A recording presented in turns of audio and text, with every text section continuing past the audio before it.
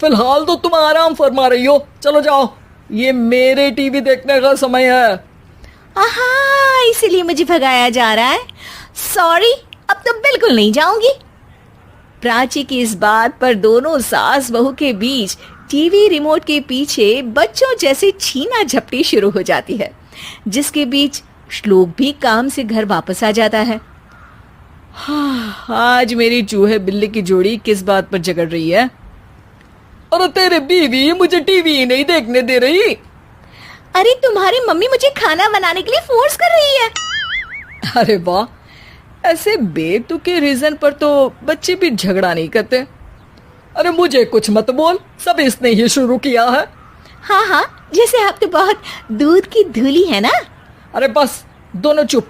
प्राची जाओ, खाने की तैयारी करो। और माँ तुम छोड़ो, तुम्हें क्या बोलूं, शांति से अपना सीरियल देखो, मुझे दोबारा लड़ने की आवाज सुनाई नहीं देनी चाहिए। ऐसा बोलकर श्लोक वहां से चला जाता है, जिसके पीछे पीछे प्राची भी कुछ न कुछ बड़बड़ाते हुए रसोई में चली जाती है। हाँ हाँ, सासू जी को तो कुछ बोलेंगे ही नहीं, बस मुझ पर ही हुक्म चलता है, खाना बनाओ, जैसे मैं इनके घर में खाना बनाने के लिए आई हूँ।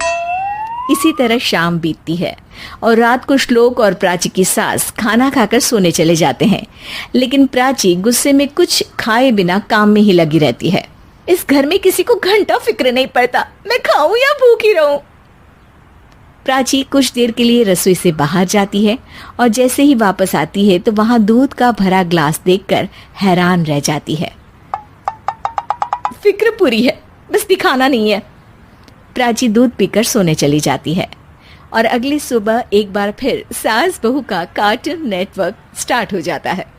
ये तुमने ही किया है। अरे अजीब जबरदस्ती है, मैं बोल रही हूँ मैंने कुछ नहीं किया।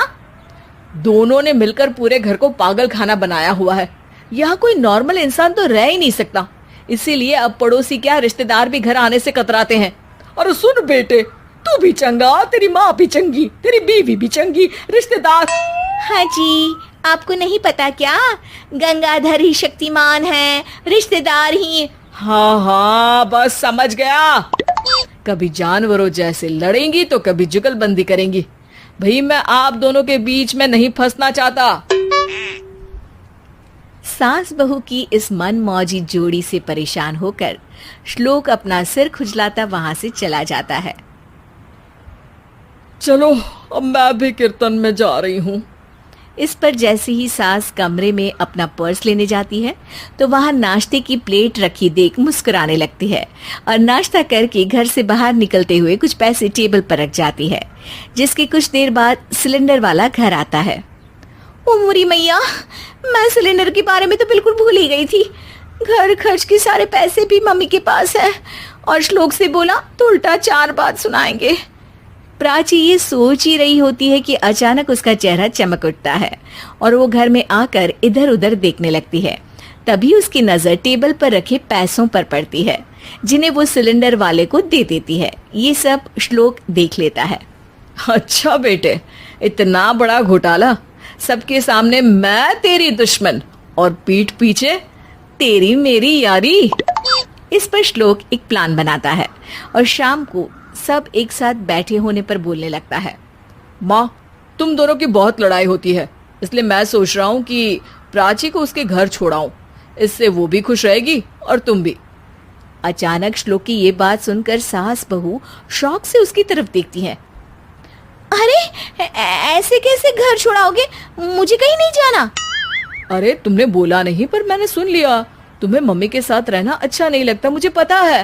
अरे वो अरे, जब बहू खुद कुछ काम बोले तो वो तुझे सुनता नहीं, और अब जो इसने बोला ही नहीं वो तू समझ गया। जब उसे नहीं जाना तो फिर जबरदस्ती क्यों कर रहा है? अच्छा, फिर आपको मौसी के घर छोड़ाता हूँ। बस अब आप दोनों एक घर में एक छत के नीचे नहीं रह सकती। मैं इस टॉम एंड जेरी की जोड़ी को और नहीं झेल सकता। है? ऐसे कैसे नहीं रह सकते? तुम्हें इतनी दिक्कत है तो तुम्हारा बोरिया बिस्तर पैक कर देती हूँ, लेकिन मम्मी जी कहीं नहीं जाएंगी। बिल्कुल यही सुनना था मुझे। अगर दोनों में इतना ही प्यार है फिर हर वक्त ये लड़ाई का नाटक क्यों करती हो? देखा मैंने कैसे माँ किचन में दूध रखती है और तुम उनके लिए कमरे में नाश्ता रखती हो, और कैसे वो पहले ही तुम्हारी दिक्कत समझकर घर में पैसे रखकर बाहर जाती है। अरे भाई, इतना ड्रामा तो डेली सोप में भी नहीं होता जितना तुम दोनों ने इस घर में फैलाया हुआ है।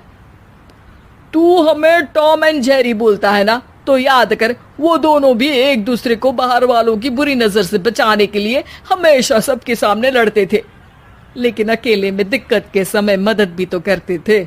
बस हमारा रिश्ता भी कुछ ऐसा ही है।